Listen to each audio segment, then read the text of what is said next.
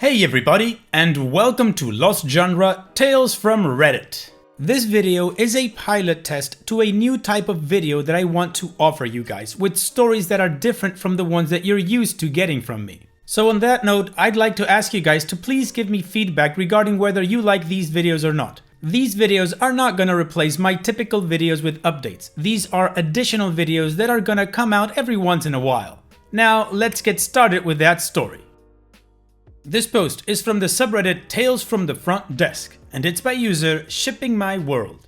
Bridezilla and her extended family destroy 70 hotel rooms. Who else loves Bridezilla stories? Because boy do I have one.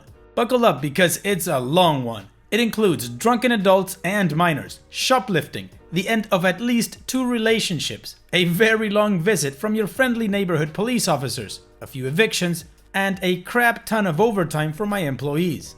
It was like we were the host of a live version of the Jerry Springer show. Needless to say, there's gonna be an employee appreciation party very soon, since none of them walked out on me with all the crazy stuff that happened. I'm a front office manager at a hotel that has 132 rooms, and the wedding party that stayed with us had rented out 70 of them. But that's not all. We also had not one, but 2 school sports teams in-house, renting a combined total of 30 rooms. Needless to say, our hotel was very well bursting at the seams, especially since each group wanted to be as far away from the other as possible, and we had to pack regular travelers between them all. Haha, party hardy, am I right? Hindsight is 2020, and we should have realized we were in for a crap storm. Bridezilla, her groom King Kong, and the wedding party of monsters all checked in. The men checked into one of our largest suites for a bachelor party, while the women checked into another for their bachelorette party. We fully expected the man to cause a riot because they were hauling in beer literally by the keg. In reality, Bridezilla and her Bridezilla maids were the ones that went on a rampage. Not only did they tally up a total of 3 noise complaints, the 4th one gets you evicted, and over $100 worth of pantry charges, but they actually paid a group of kids $20 each to run up and down the hallways. I can only suspect it was because they meant to use the kids as a distraction from their own roughhousing.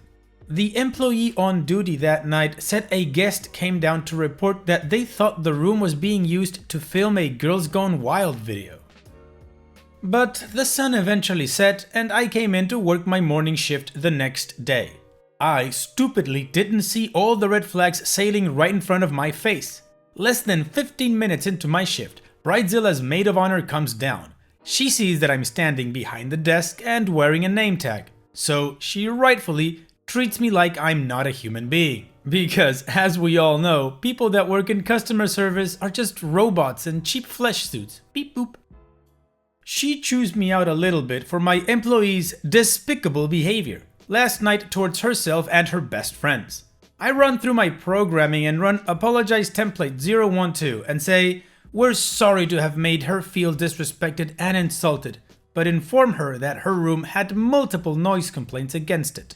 We're very strict on our noise policy, ma'am, I told her. You aren't the only guests in the hotel, and if you cannot be courteous to our other guests, we will kindly ask that you seek other accommodations.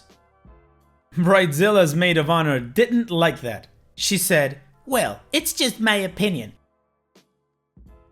But as someone who's a part of a wedding that brought your hotel more than 60 rooms worth of business, I think you guys should be a little more lenient with the rules for us.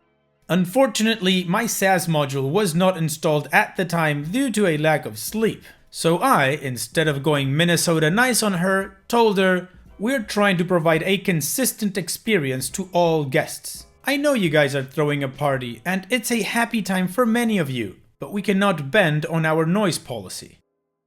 After that exchange, she has a list of people arriving that day that she wants me to assign to specific rooms because I have to make sure certain people aren't rooming too close together. Some of them have cheated on the other ones, but they promise to behave themselves if they don't have to look at each other.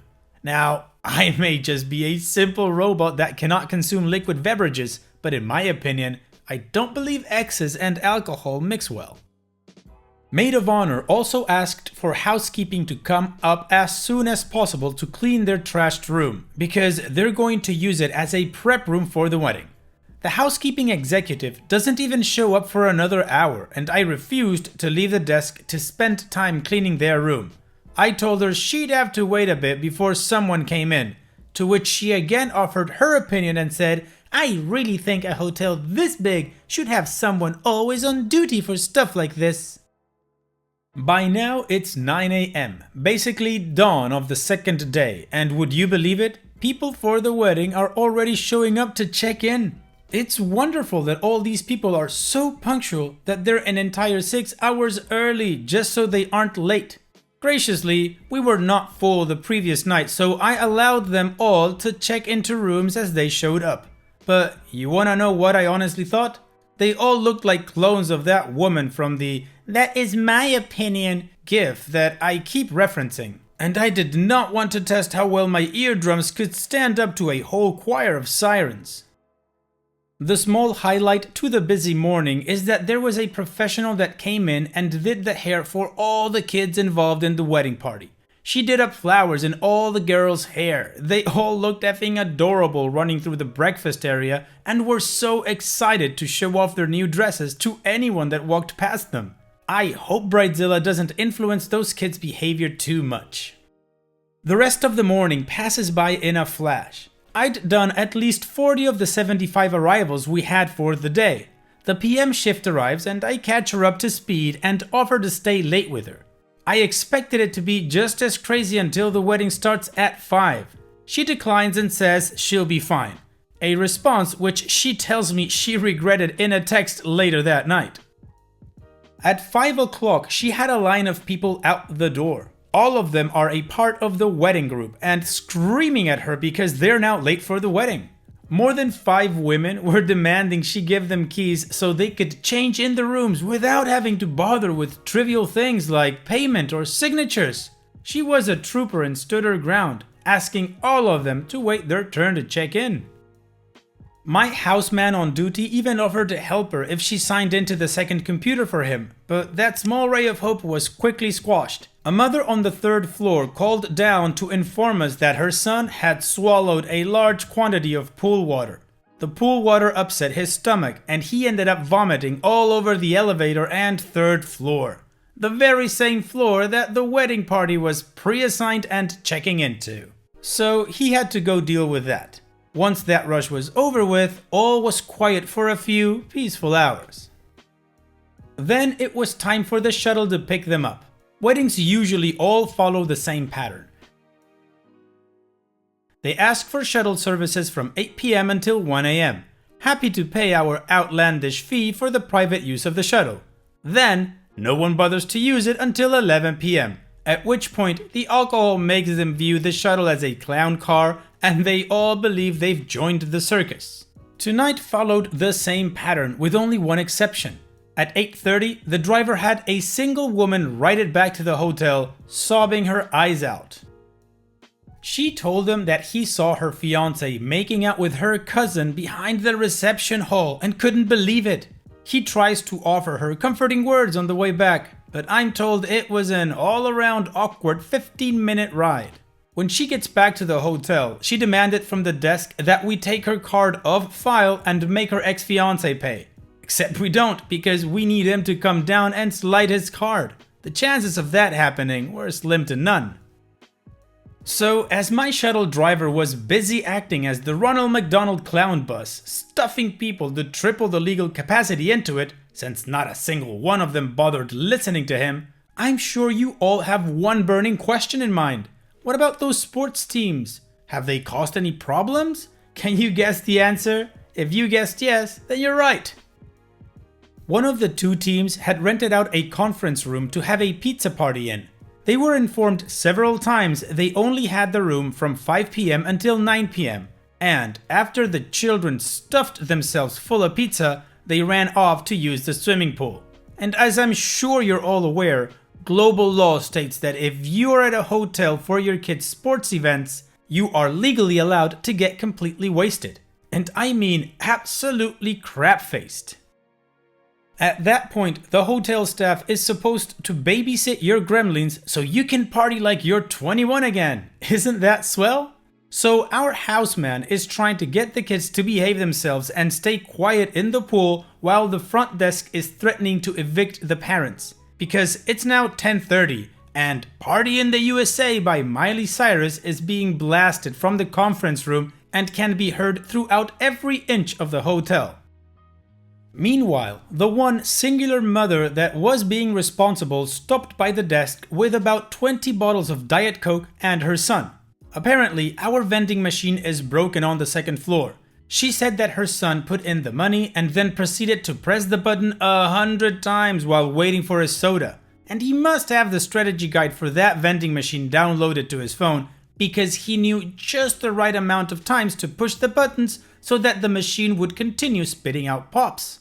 The son did it about 2 more times before the mother realized you couldn't buy 20 pops with only $5 and forced him to bring them all back down to the desk and apologize for stealing them. The other parents back in the conference room had been waving off the front desk's threats until we finally get a lucky break. The night audit came in a half hour early because the weather was bad and she didn't want to be late. My night auditor has plenty of years under her belt and has seen far worse. She called the police within seconds of walking in and informed the sports parents that she was doing so. When the police arrived, the parents had all belligerently returned to their rooms and my PM desk shift was able to go home after that stressful day of work. But that's when the real fun starts. The officers got called away only a few minutes after arriving. They actually got called to the reception hall where the wedding was being held. Apparently, they needed to shut down the bar because the parents were buying drinks for the kids who were 18 to 20. Plus, one of the kids that were drinking became heavily intoxicated, stole the keys to his mother's car from her purse, and crashed it into another car in the parking lot. The kid was fine, but probably suffered a wicked hangover the next morning. The reception hall had called the police to kick them all out, and that's when they became our problem again.